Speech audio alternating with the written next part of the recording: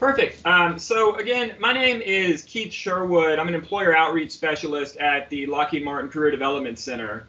As I mentioned, today is the inaugural day or the kickoff day of Mavs On Site Goes Online, and we're featuring those participants from the business industry today. So like I said, I want to kind of give a brief overview. We're going to be doing a Business Day industry panel with some wonderful participants for about the next 45 minutes. And then if you're interested in learning more from these individuals or about their company, they're going to be hosting spotlight sessions later this afternoon. So you'll definitely want to check out the itinerary in the General Teams channel. And as well, you're also able to submit your resume in the General Teams channel as well by the Submit Resume button. So again, just an extra touch point, but definitely encourage you to check out some employer spotlight sessions that are going to be happening later this afternoon as well. So really, without further ado, I want to give our panelists a chance to introduce themselves. If we can start off, because business is such a wide sector of industry, it encompasses so many different things. If you could just start by giving us your name, what company you work with, and just give us a little bit about your role and what you do within that organization. Brad, if you don't mind, I'll start with you. All right. My name is Brad Harrelson. I'm the sales manager at Southern Champion Tray, and for the people that don't know what we do, we have two divisions of our company: one that makes food service packaging, and one that makes consumer retail packaging, primarily for food. And so my role is to lead a sales team that goes out and prospects and is responsible for managing for developing and managing the different types of accounts and that we serve. Thank you, Brad. Tiffany, would you like to introduce yourself and give a little bit about your role? Yes. Hi, my name is Tiffany Cates. I'm a vice president with Goldman Sachs. Obviously, Goldman Sachs is a very large investment bank, and we do a variety of things. But what specifically I do is I'm in our controllers division. I'm an accountant, card-carrying CPA, not very good party starter. But what I do is I support the asset management division, who goes out and raises capital from various individuals, from a private wealth standpoint, a pension plan, a university endowment, all various sources, and we pull money together for private equity funds. These are closed-ended funds. They're not traded in the market or anything, and then we go out and we invest that money. So my team does all the investor reporting to the investors of these funds on a quarterly basis, as well as we provide a lot of information to the firm as well for our own financial reporting in terms of the investments that they have in our funds and the fees that they earn from the funds. Prior to this, I was an auditor with KPMG. Thank you so much. I appreciate it. Sean, would you like to speak a little bit about your role? Most definitely. Thanks, Keith, for having us, first of all. So my name is Sean Washington. I am a financial advisor here at Northwestern Mutual here in Frisco, Texas. I'm actually serving now as the field director here in our office. My primary role is to, one, make sure that the advisors here are always working and doing the things that are in the best interest of our clients. Northwestern Mutual obviously has been around for over 160 years. And so one of the best things that we do is we keep our promises to our clients. Basically, I'm here to grow our office here in Frisco. We have one in Dallas, Las Colinas, Irving, Allen, Fort Worth, and we go east and west. So we have about 9 offices total in the DFW area. And so our purpose is really to take care of our clients. We have a lot of business owners here in the area. And our whole goal is to make sure we're advancing our clients' financial strategies, whether they're large or small, and to make sure we position them to be in the best possible situation, whether they're good times or bad times.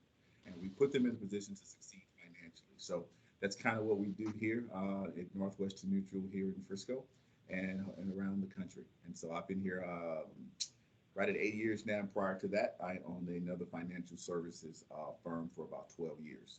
So I've been in the industry about 20 years. Awesome. Thank you so much, Sean. And Hudson, if you want to speak a little bit about your role with Infosys. Absolutely. Thanks for having me here, Keith. I'm always excited to work with you as well as the rest of the UTA crew. So for those of you who don't know me, I've been on campus or virtually on campus a little bit, but I work for a company called Infosys, and I am the SAP talent lead for a program called Innovate for North America. Infosys is a $13 billion a year IT and management consulting firm. And we're specifically here representing our SAP practice, which generated over $2 billion worth of revenue in globally last year. We're partnering with UTA, the faculty to create some strategic advantage in adding some of the SAP courses into the ITS coursework, and those are the students that we're recruiting. So just a little bit of background. Just within Texas, we have to hire 50 recent grads into our SAP practice in 2021 alone. We've been UTA has been one of our very original strategic partners, and always happy to get as many candidates through this program as possible. So thanks, Keith. Happy to be here. And for those of you who want to hear more, we've got our spotlight coming right up after this. So be sure to join in that. I give you a little bit more information how you take some next steps to join our team. Cool. Thank you all so much for providing that introduction. I think it's really helpful for students to be able to know a little bit more about who we're learning from. Again, given that the industry is so broad. I really want to focus, kind of on some intersection points or commonalities. But before we do so, I think I want to talk a little bit about the elephant in the room, in that obviously this past year has been quite different for us all. We've all taken different strategies. We've all coped in different ways. I wonder and I really want to focus on the future of where your organization is heading and how things are changing now that COVID and Texas economy is opening back up, vaccines are being distributed, et cetera. But I think it would be helpful to get a little bit of a sense of how that transition has taken place. I assume you've all had to work from home at some point, but how that transition has taken place and how you're gearing up for the next transition, again, as COVID hopefully wraps up here soon. Sean, I wonder if you might give us a start. And I guess the question best summarized as, where have you been and where are you going now that things are hopefully seeing a little bit of a silver lining? Yeah. Well, first of all, we're just happy for technology, first of all. That has been the saving grace, I think, for everything that we do right now. Being able to still connect with our clients. We're more of a face-to-face type of firm, type of company, but as you already know, that is something that has been challenging. So where we were as of last year really technology changed the game for us. I mean, we had to get to a space where everything wasn't hand-on like we would like for it to be. But we just changed technology. It allows us to still have our interface. It allows us still to get the information to our clients. It allows us still to deliver policies and time-efficient solutions for them. It just became technology-driven. For a lot of us, or mature individuals, so to speak, a little older, it took a little getting used to. But that's part of our company. We're great with change. And so last year, oddly enough, during the pandemic, we still handed out $6.2 billion in dividends, which really showed you through the adversity, we were able to still grow and keep our promises to our clients.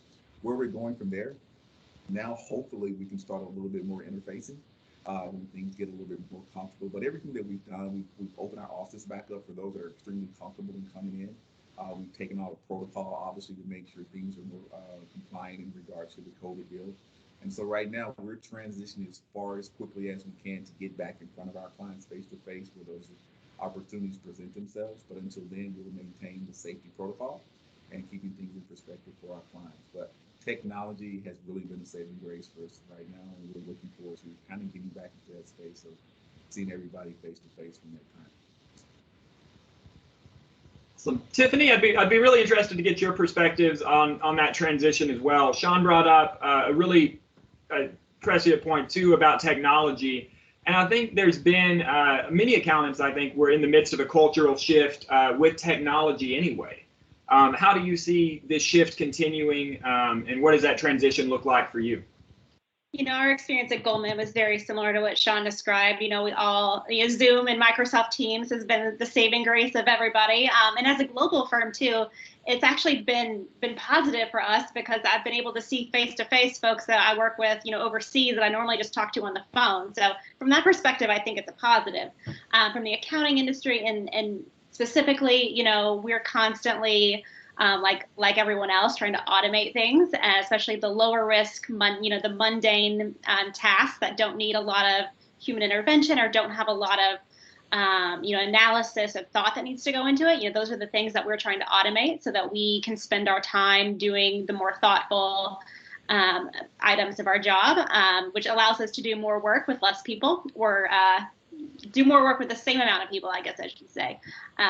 So that's kind of been the major focus. And even that started, prior to the pandemic, but it's certainly not going to change post-pandemic. Thanks for sharing. Brad, you want to talk a little bit about your experience as well? Sure.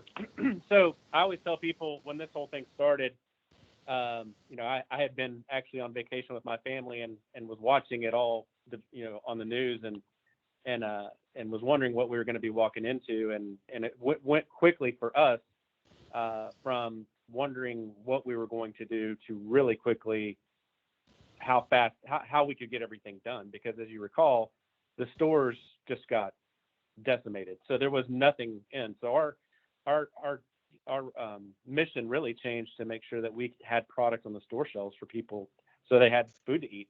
So that was a huge part of what we did. Although, you also take that, you take any salesperson out of the arena, out of a meeting, which is what happened to us for the last year.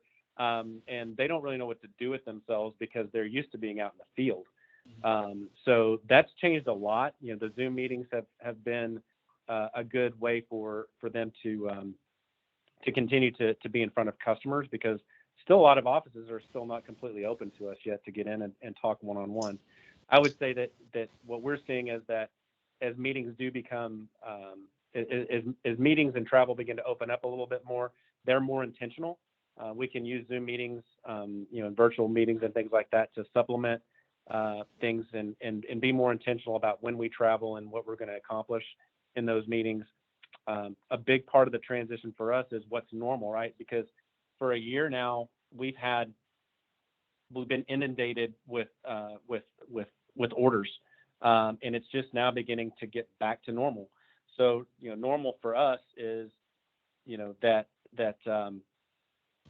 buyers are actually looking to explore new brands, because those brands, the main brands that were bought out early in COVID, they had to go and find other things. So that's opened up new customers for us, and customers who are looking at little shorter runs to do those types of things. And then also it showed us is we could actually do more than what we thought we could in a quicker time frame. We've always been about speed to market in our business.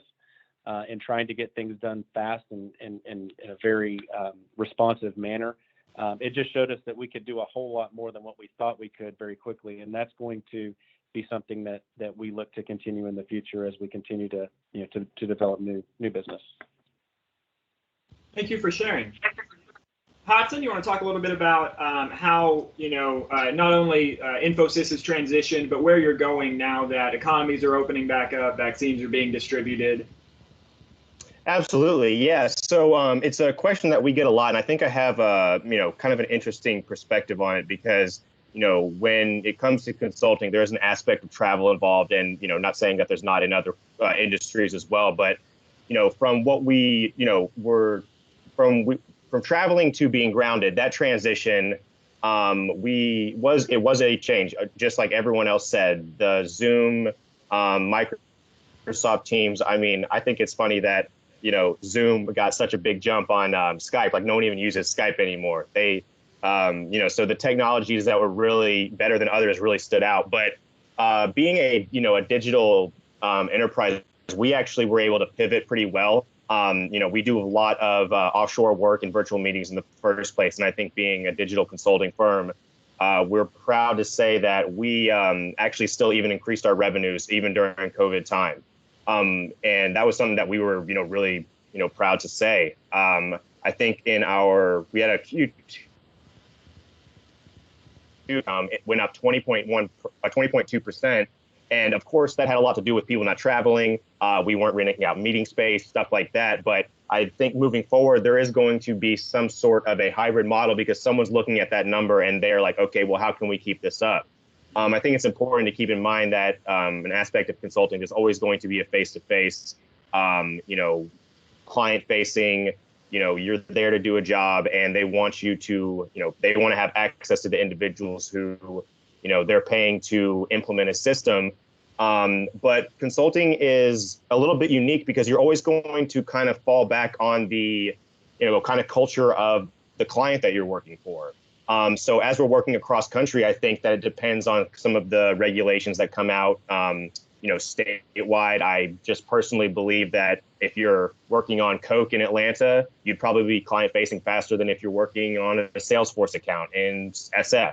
It really just falls back to where you are staffed and, you're kind of going to be returning face to face as, the client kind of expects you to. So, we're not releasing any hard dates on when we're starting to travel again. We're going to kind of keep on, playing it by ear.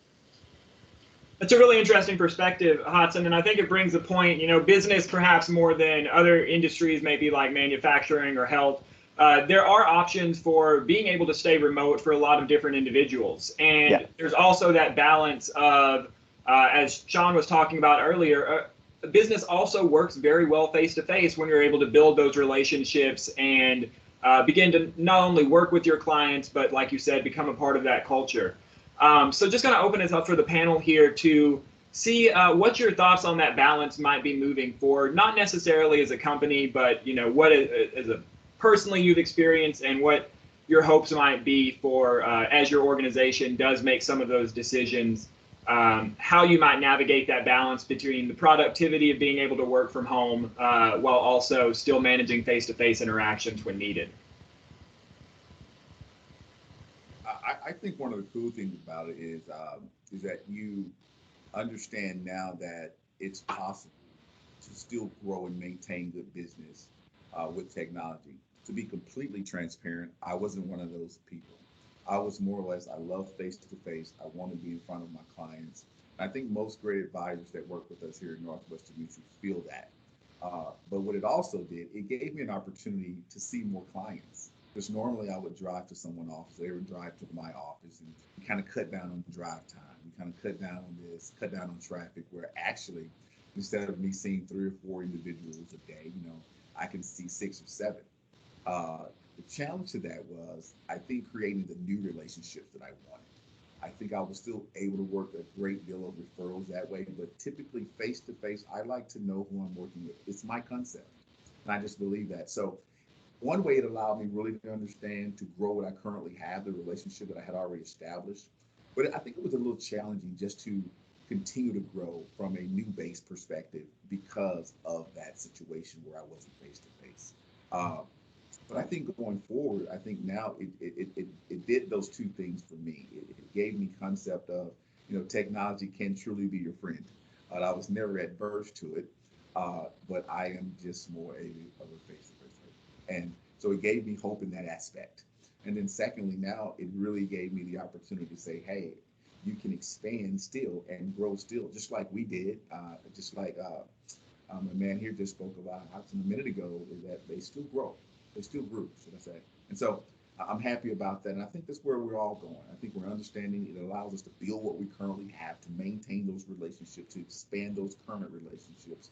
And now we just have to get a little bit more innovative in regards to establishing new relationships, virtually that is. And I think that's kind of been a small challenge for most of us who just really enjoy the concept of building face-to-face. So it's just a change in our element, I think, that we're going to have to get used to and find a convenient and an efficient way to still grow your brand and still grow your firm. Thank you. Anybody else want to hop onto that? Yeah, I'll just add, I think, at least from my perspective, someone who doesn't interact with clients on a daily basis, that our team, I think you'll see more people doing a hybrid approach in the future, regardless of COVID, of working in the office versus remotely. I think people have figured out that they can be productive and efficient working from home, where as before we maybe weren't really sure. And quite frankly, a lot of folks on our team like it. You know, I'm someone who commutes pretty far to the office, so I certainly appreciate not having that commute every day, and I can be a little bit more productive and get some things done. But also the fact that, you know, in person and in the office, you know, it's a very dynamic environment. You bounce ideas off people, you talk through things, you know, that part I miss. And you can do it a little bit, you know, virtually, but it's just a little more natural in person. So I personally think you'll see a little bit more of a hybrid approach going forward after this. I would agree with that. You know, one of the things that we've done that's going to come out of this is that we have developed, you know, whole new work at home guidelines that we didn't have before. And we're looking even, you know, to explore more areas where we could have additional flexibility. The issue for us is that we're a manufacturing environment, so, you know, very difficult to be an operator and run that machine from home. So we kind of have classified it into different positions. You know, some that could be partially remote, some that are fully remote, and some that are not able to work remotely at all. So that's kind of how we've looked at it. But it's definitely helped us to look at a policy where before we really didn't have any working at home guidelines at all, or much of a flexibility for it. So we're really looking to try to help our employees who can. Yep. And I'm gonna, kind of agree with everyone. I think that's kind of the general consensus is we were able to figure out some things when we had to be virtual that we didn't know existed prior. And, you know, while we will return back to a more client face-to-face environment, we can take the advantages that we learned from, you know, basically being born out of necessity into, you know, what we go back to as a regular day-to-day basis. I think consulting always has a remote aspect to it because on, you know, typically your Monday through Thursday travel, and then on Fridays you're working remote. So, you know, it's always going to come down to the client, the individual preferences, where you're located. But I definitely think that, you know, given the fact that we had a year to find out what kind of worked and didn't work virtually, you know, I'm looking forward to, you know, going back to being able to travel. I'm looking forward to seeing Keith in person, looking forward to being like on campuses, visiting with clients, being in front of students, because, you know, it's absolutely, and I think, you know, what Tiffany said is you can get a lot done in person. Not saying you can't virtually or on a call. It's just, I think in, you know, an hour or two in person with the right people, you can accomplish a lot more than, you know, 4 or 5, you know, 30-minute sessions virtually. So I think it's just an aspect that'll never go away. So that's what I'm looking forward to as far as, you know, traveling goes. It is, go ahead, John. I have one more thing, Keith, and for all the students and entrepreneurs out there, the cool thing about it too is, you know, from a resource perspective, working at home or not going to the office as much, depending on what situation you're in. I mean, it actually controlled a lot of costs for business owners as well, right? And so we got an opportunity to take a lot of those resources that we would typically spend doing A, B, and C to really put back now into our client force, right? Because we actually saved some resources from a lot of things typically that we would do just running your business every day. Those things changed over the last year. So there were some resources that we kind of pulled back on now that we can reallocate back to our client base as well. So there are some wins in that kind of sort of, but once again, I think everybody have a consensus that, you know, we would rather be face to face with what we do, more effective that way. But there are some wins from a financial standpoint, from a business owner standpoint as well, that allows us to keep some reserves to do some different things with to expand our business, since we didn't use it in A, B, or C way that we would normally do. Sean, I'd just be interested, you know, in your work with clients and everything else, you know, the finance industry, like you mentioned, along with every industry, I think to a degree is undergoing some changes right now. You're certainly not the only organization, I think, that's, you know, recognized that there is a lot of cost savings to be found within these COVID times, even as other revenue streams may be dwindling. Are you seeing any kind of broader shifts in the industry, whether it comes to savings, whether it comes to expenditures, or what your experience is in that space? Yeah, I think the really cool thing about it is that, you know, as an advisor, we always talk about reserves. We always talk about rainy days and those type things. And people kind of feel like sometimes we're like 6 foot tall and bulletproof until it really happens. Then all of a sudden we get a situation like this, which no one could ever assume or have a thought of this happening for a year and a half. But now those things become a reality. So the shift that I've seen is that people really now understand the reality of one, diversifying what you currently have in place, making sure you have the right amount of reserves in place that can, weather a situation like this, because this could continue or it can be shut down. Who knows how it's going to go? And so depending on what you do, it really doesn't make a difference. It really depends on not what you spend or what you make, is what you save. And so we really want to have a concept of teaching our clients and business owners, hey, you got to have the right reserves in place for situations like this. So the shift for us has been really making sure we have the right reserves in place for our clients, business owners, but more importantly, that we have our resources diversified, that we're not sitting in a situation where we're handcuffed totally by what the market does. And so diversification is really more than just putting in different buckets, but it's strategically putting things in place to where I win, and where I'll need those resources.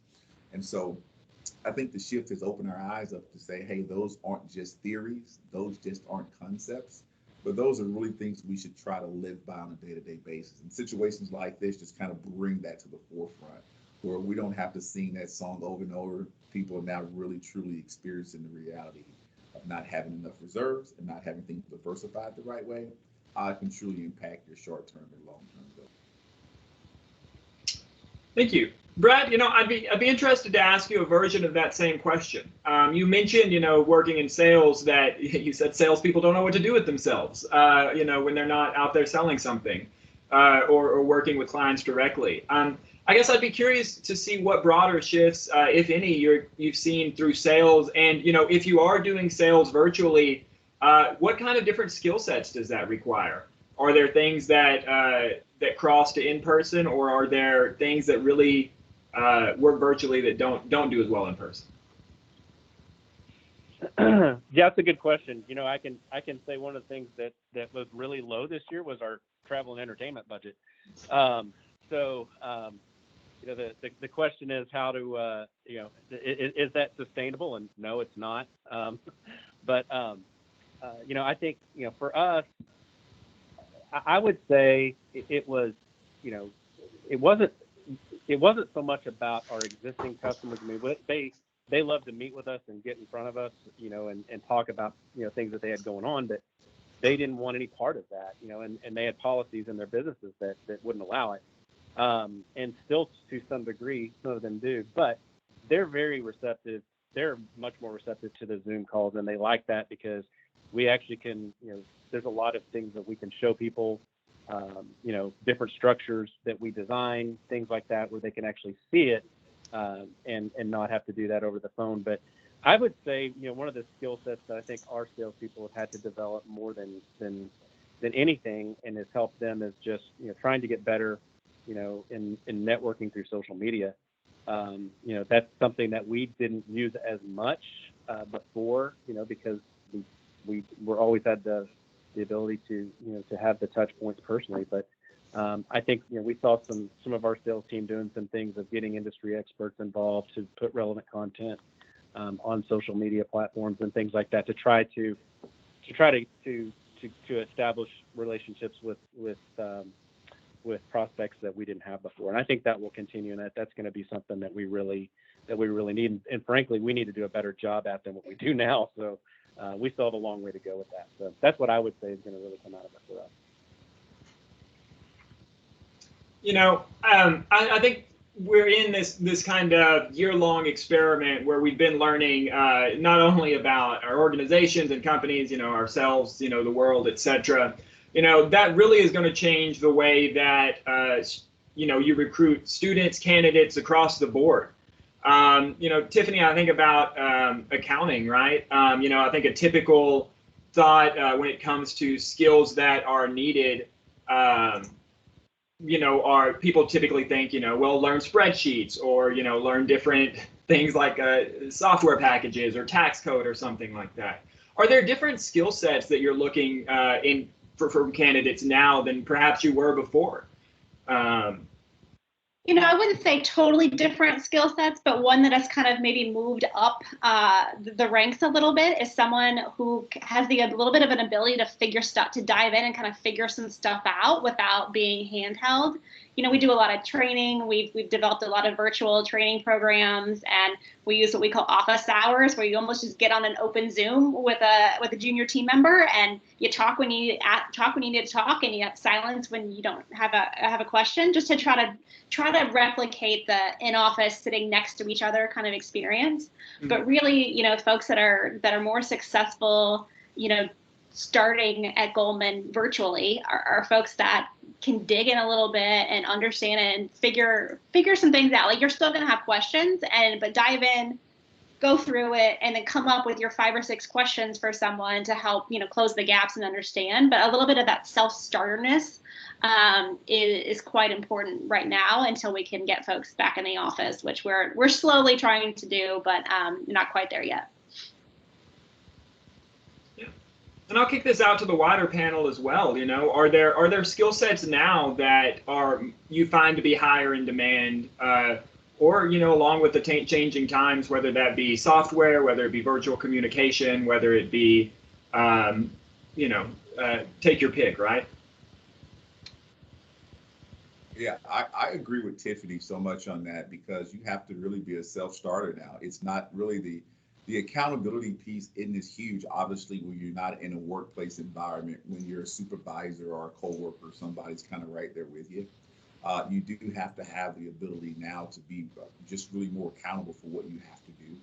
And you do have to have the wherewithal to figure it out sometimes, because you don't have that accessibility right there like you would typically have it in an office environment.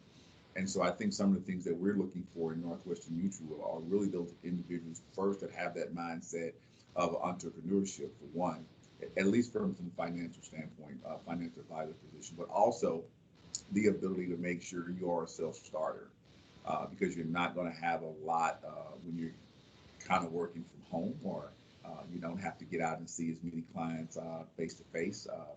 Kind of control your environment schedule a little bit more if you're in an office setting. So really the ambition one, or the self-starter, or the one that just willing to be a little bit more accountable than you probably would have to be not being in an office setting. So those are the things I think we always look for just naturally, but I think those things have a higher demand now than it had in the past. Yeah, Keith, and if I can jump in too, I don't think we've necessarily changed up the strengths that we're looking for, or individual skill sets. We still want someone who's able to speak like the the language and able to communicate it to clients. But I think one shift or thing that I've noticed that I recognize now more than I did is, now that we're completely virtual and there's more time associated with being able to talk to a candidate, just the little things that they can do. Whether or not it's like dressing up for an interview with full suit and tie, or business formal, or taking the time to write even like a cover letter. I just think that while they've got the time on their hands to do it, being virtual, I just think that that's one of the things that just puts them apart a little bit from other candidates. So my kind of response to, we haven't really shifted as far as, this skill is more in demand than it used to be because of COVID, because we're still, essentially trying to, but I would just say that as far as like candidates and how we review them go, just the little small things that they can do to stand out, I think is important, especially when, you're not able to see them face to face, or, how it's typically been. But that's all I really wanted to add. I think, Hodson, you bring a good point. I'm gonna give fair warning to the students who are on this call.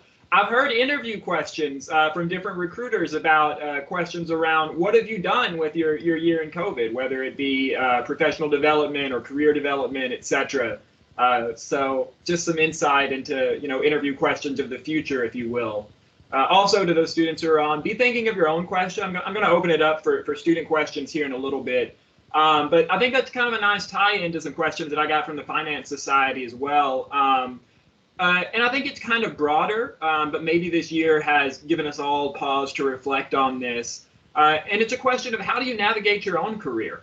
Certainly, as career professionals, we have our advice, but I think students really like to hear from industry leaders as well. How do you, or what advice would you give to students as they're looking to navigate and manage their own career? So I can jump in. I can go first. I think it's, as far as, just use the materials that you have at your disposal. You don't necessarily know have to know what you want to do today, but if there are any, so I know that UTA, as far as the background goes, there are a plethora of certifications or certain classes that they can take that are has something to do with the coding, like the Java, the C++, Keith, I'm sure you could name them all off. And then if you are interested in a certain industry, whether it be financial services, manufacturing, consulting, is to ask your professors what you can do or what resources your university has at their disposal, because that's one of the, we implemented a class based off of the program that we have that is specific to SAP. And everybody who comes through the program, we tell them to take that class because it gets them ready and it'll put them in a position to land a job when they graduate. And that's not just specific to consulting or to SAP. UTA offers a lot of those, things that will make your resume stand out. So just ask the question, like if you're interested in a certain industry, ask your advisors or your professors who you need to speak to, or what classes that you can take that will put you in a position, because you have a little bit of time. And if you utilize it with the materials you already have at your disposal, I think it helps. I'll take that a little bit of a different direction. And once you are in a job and you've started, I would say it's your career to manage, and no one's going to do it for you. You have to take some ownership over your career and where you want it to go and what you want to accomplish.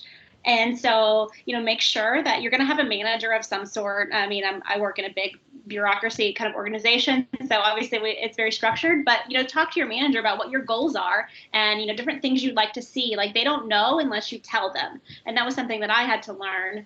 And also, you're going to get feedback. Like, it's just the nature of the business. It's sort of, like getting a grade on the test. And so no one's perfect, and you're going to get areas to work on or things you can do differently, and make sure you don't take that personally, but you take it for what it is, that someone is trying to help you and they're trying to, get you to a good place and move you, up the chain. So, kind of be open to feedback, I would say, listen, ask questions, but ultimately it's your career to manage.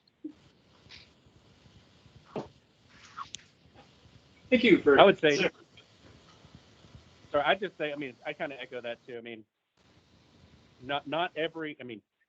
Everybody always wants to take to move up in their career, and you can do that, but it's not always going to be all at one time. And it's always going to be about, taking the opportunities that you have to learn as much about where you want to go as you can, and broaden your experiences, and make sure they have every possible experience you can, and push yourself. Don't not take the opportunity to learn something new because you're afraid of it. That's when you're going to learn the most. And you may learn, I hate to say this, but I've learned more when I failed than when I did it well. So don't be afraid to do that. And I think the only thing that I can add to that is one of my mantras is just be coachable. Be coachable. No one knows it all, but at the end of the day, always put yourself in a situation where you can actually succeed. And I think a lot of people mentality these days, everything got to be right now. You got to figure it out tomorrow. You got to have everything, and that's just not life. And I think if you're coachable, you'll find the right situation and you'll find yourself in the right place. And you just, as Brad said, you have to take advantage of those situations. It's like any athlete. We see great stars. We can go with the New England guy. Can't even think of his name right now. The quarterback who was ranked 16th when he came out of college from Michigan. And look at him now, Super Bowl guy, right? So he was coachable. And another thing you have to do is be patient. Everything doesn't happen overnight, but you still have to be aggressive as well. And there's a fine balance sometime in between patience and aggression. And I think that's where your coaching comes in, because sometimes you got to go get it. Sometimes you have to kind of sit back and relax and observe the situation. And speaking sometimes isn't always the best thing to do. Listening is just as important as speaking. So that would be my advice to those that are out there getting a job, looking for a job. All those skill sets will work in your presentation of looking and once you're sitting in that seat as well. Being patient, being coachable, and being aggressive. Just figure out the fine line between them and when you should assert yourself. I think things will work for themselves quite well. Thank you all for sharing. Going to open it up for student questions now. If you do have a question, raise your hand. It'll make it easier. If you feel comfortable turning your camera on and unmuting yourself, you can do that, or you can share your question in the chat. We do have employer spotlights coming up after this that are starting on the hour. So while we wait for student questions, I just want to open it up, I guess, one by one. What is y'all's favorite thing about working for your company? Why should students be interested in joining your spotlight or learning more about your organization? Tiffany, I'll start with you there. Sure. Okay. So I think Goldman is a very dynamic environment where a lot of smart people work. So the reason I've been here for 12 years is I learn something new, I want to say, every day. You know, you go into a meeting and you're never the smartest person in the meeting, and that's a good thing because that means I'm learning something from someone that I didn't know before. So it's interesting, it's dynamic, it's ever changing. Keep showing your toes. You know, accounting, for those of you who aren't in accounting, you probably think, well, that sounds really boring, and she must do the same thing over and over again. And while there are some things that I do repetitively, Goldman makes the rest of my life plenty interesting. Thanks for sharing. Sean? Oh, you're on mute. I got you now. Yeah, one thing I would say is our culture. One of the reasons why I think Northwestern is strong and has been good as it has been over the last 160 plus years is the culture. We're very dynamic, fast-paced, but also inclusive culture, where everybody feels like their opinion matters. We really want to have our firm reflect our community. I know some companies you can look at it and it's kind of this cookie cutter mindset, but the inclusivity, I think, of Northwestern Mutual is what really stands out. The promises that we make, not just make, but the promises that we keep, which I think is more important than making them sometimes. And I think the diversity within our organization is on the rise, and that's one of the things that I'm an ambassador for more than anything, is making sure that our culture itself reflects our community. And I think that's one of the best things about Northwestern Mutual, outside of the brand itself. And the service that we provide our clients and our customers on a day-to-day basis, making sure their lives are better since the day they've met us, and making sure their future financially is improving dramatically over the next umpteen years they're working with us. So outside of our culture, outside of what we do for our clients, and outside our expectations of keeping our promises, I don't think from a financial service industry, there's not a better place to work. Brad and Hobson, before we get to y'all, I want to, Paul, did you have a question for the panel? Let's see. Can you see me? Yes. Yep. Okay. Yeah, I was just curious. So I'm a sophomore in college right now, and so I've got a lot to worry about the next 2 years when I graduate. I would like to know how each of y'all got your jobs where you're at, because that's just one thing I'm gonna have to deal with eventually, and I'd like to get y'all's opinions on that. Thanks, Paul. Brad, you want to take that one?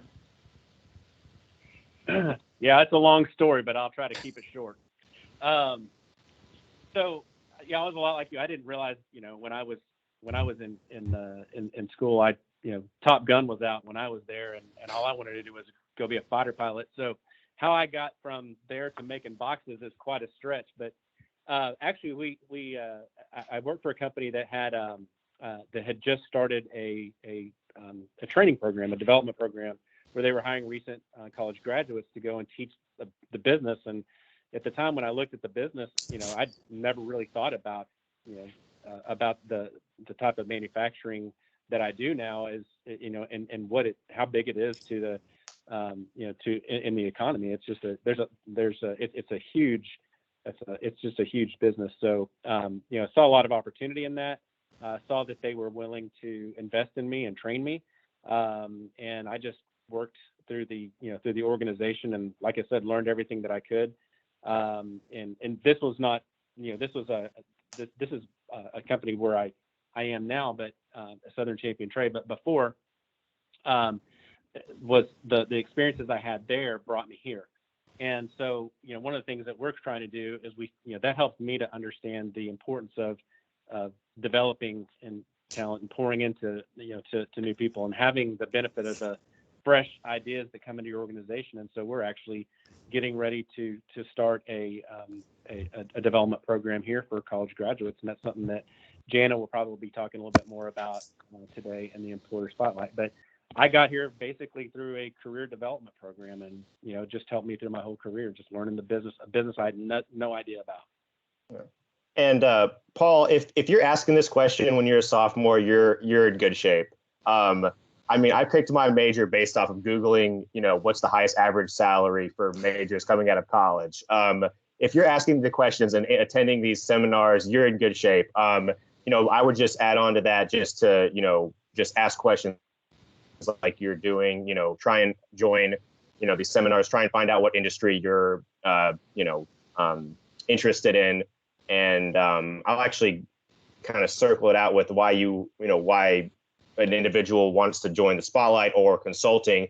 I think consulting is kind of one of, and it's just, of course, it's an opinion, one of the best places to start off with when you are, fresh out of college, because the first thing about it is, you're going to work on several different projects and you're going to get a feel for different company cultures. You're going to get a different feel for industries. And, you really round out your professional career. And if you happen to come across something like financial services or manufacturing that you really enjoy doing, you can always go off and do that. But it's not like you have to pick something on the front end and stick with it. You get a really, exposure to a lot of, Fortune 500 companies that are doing all sorts of things. You get to see how they tick and tie and, what works. And, that's kind of, so I think the only person who didn't go is like Tiff. So yeah, I just wanted to knock both of those out. Just Keith. Hey, that worked. Thank you, Paul. Brad, before you get to plug yours a little bit, I want to give the question over to Emmanuel. Emmanuel, did you have a question? Yes, can you hear me or see me? Yes. Yeah, so I'm kind of with Paul here. I'm a junior, well, going into a senior. And honestly, this is really the first seminar or panel I'm joining. So like Hudson said, I'm kind of excited to see what the real world is like now that I've only been pretty inclusive to my classes and such. And so the question I want to bring is, how predictable was it? How predictable was it to reach where you are now? And I want to ask, is it really just luck? Because I have a lot of friends who've made it into bigger companies like Twitter, and they just say it's kind of really luck. Or is it just everything you do, or even the small things, does it really change your course in life? Sean? Yeah, I would prescribe to the luck deal. I don't think it's luck. I think you can become lucky from that perspective at times, but I don't believe that we get where we are because of luck. I think we get where we are, where I am, I think because of vision. I think you get that way from planning. I think you get that way from hard work. I think you can get to where you are for being for having perseverance, and most of all for me, it's really about my faith and what I believe. So I don't think anything encompasses luck.